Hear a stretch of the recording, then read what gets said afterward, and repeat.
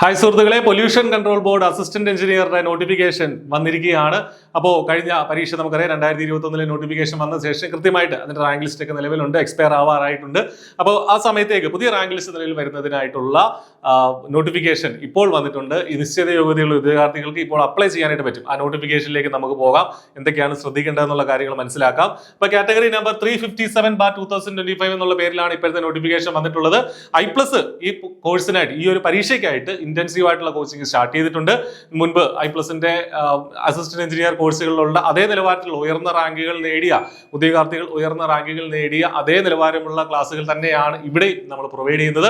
അപ്പോൾ PCB, AE പല ഡിപ്പാർട്ട്മെന്റിലുള്ളവർക്ക്, civil, chemical, അതുപോലെ തന്നെ എൻവയോൺമെന്റ് ഒക്കെ ഉദ്യോഗാർത്ഥികൾക്ക് അപ്ലൈ ചെയ്യാൻ പറ്റും. എല്ലാവർക്കും കേറ്റർ ചെയ്യുന്ന രീതിയിൽ, എല്ലാവർക്കും പഠിക്കാൻ പറ്റുന്ന രീതിയിലാണ് I+ന്റെ കോഴ്സുകൾ ഉള്ളത്. കോഴ്സിൽ ജോയിൻ ചെയ്യാനായിട്ട് വീഡിയോ ഡിസ്ക്രിപ്ഷനിലുള്ള കോൺടാക്ട് നമ്പറിൽ നിങ്ങൾ ജസ്റ്റ് ഒന്ന് കോൾ ചെയ്യുക, അല്ലെങ്കിൽ വാട്സാപ്പിൽ മെസ്സേജ് അയക്കുക. ഓക്കെ. അപ്പോൾ Kerala state pollution control board, അതായത് സംസ്ഥാന മലിനീകരണ നിയന്ത്രണ ബോർഡിലേക്കാണ് നിയമനം. 357/2025 അസിസ്റ്റന്റ് എഞ്ചിനീയർ എന്നാണ് പോസ്റ്റിന്റെ പേര്. സ്കെയിൽ ഓഫ് പേ 39,500 മുതൽ 83,000 വരെയുള്ള മികച്ച ഒരു സ്കെയിൽ ഓഫ് പേ തന്നെയാണ്. ആന്റിസിപ്പേറ്റഡ് വേക്കൻസീസ് എന്നാണ് പറയുന്നത്.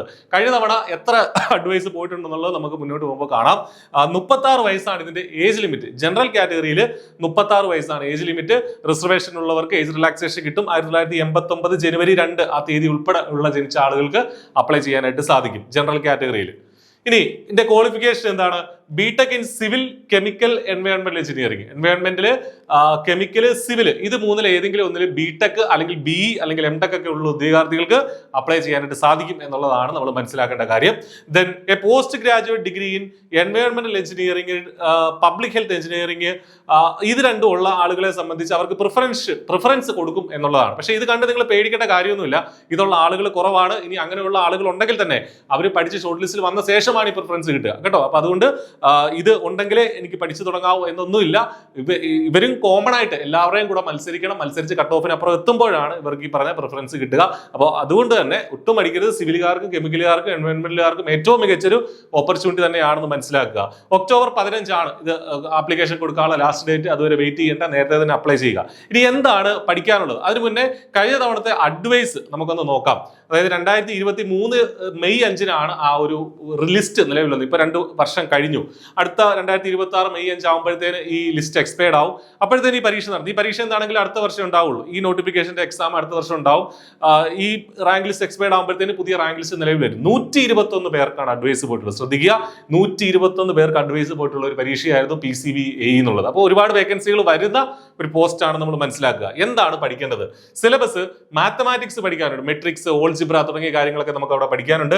സിവിൽ എഞ്ചിനീയറിംഗ് ആണ് ഭൂരിഭാഗവും കൂടുതൽ ടോപ്പിക്കുകൾ അതിനകത്ത് വരുന്നത്. ബിൽഡിംഗ് കൺസ്ട്രക്ഷന്, അതുപോലെ തന്നെ സർവേയിങ് ഒക്കെ വരുന്നുണ്ട്. കെമിക്കലിന്റെ ഒരുപാട് ടോപ്പിക്കുകൾ അതിലുണ്ട്. യൂണിറ്റ് ഓപ്പറേഷൻസ് ഉൾപ്പെടെയുള്ള കാര്യങ്ങളുണ്ട്. ഡീറ്റെയിൽഡ് സിലബസ് അനാലിസിസ് വരും ദിവസങ്ങൾ ഇതേ ചാനലിൽ നിങ്ങൾക്ക് കാണാം. Previous year question paper discussion ഉൾപ്പെടെയുള്ളവ നമ്മൾ നടത്തുന്നുണ്ട്. ദെൻ എൻവയോൺമെന്റൽ എഞ്ചിനീയറിംഗിന്റെ, അതായത് വാട്ടറുമായി ബന്ധപ്പെട്ട കാര്യങ്ങളാണ് എൻവയോൺമെന്റൽ എഞ്ചിനീയറിംഗിൽ പ്രധാനമായിട്ട് വരിക. അപ്പൊ ഇത്രയും സബ്ജക്റ്റുകളാണ് പഠിക്കാനുള്ളത്. അപ്പോൾ ഏറ്റവും നന്നായിട്ട് കൃത്യമായിട്ട് തയ്യാറെടുക്കുക, നേരത്തെ പഠിച്ചു തുടങ്ങുക. I+ന്റെ കോഴ്സിൽ നിങ്ങൾക്ക് ഇപ്പോൾ വളരെ ചെറിയ ഫീസിൽ ജോയിൻ ചെയ്യാൻ സാധിക്കുന്നതാണ്. ഹൈ ക്വാളിറ്റി ക്ലാസ്സുകളും നമ്മുടെ നോട്ടുകളും ഒക്കെ ആയിട്ട് PYQ ഡിസ്കഷൻസ്, അതുപോലെ തന്നെ മോക്ക് ടെസ്റ്റുകളൊക്കെ നിങ്ങൾക്ക് I+ന്റെ കോഴ്സിൽ അവൈലബിൾ ആണ്. ഒട്ടും വൈകേണ്ട, ആപ്ലിക്കേഷൻ കൊടുക്കുക, നന്നായിട്ട് പഠിച്ചു തുടങ്ങുക. All the best. Thank you.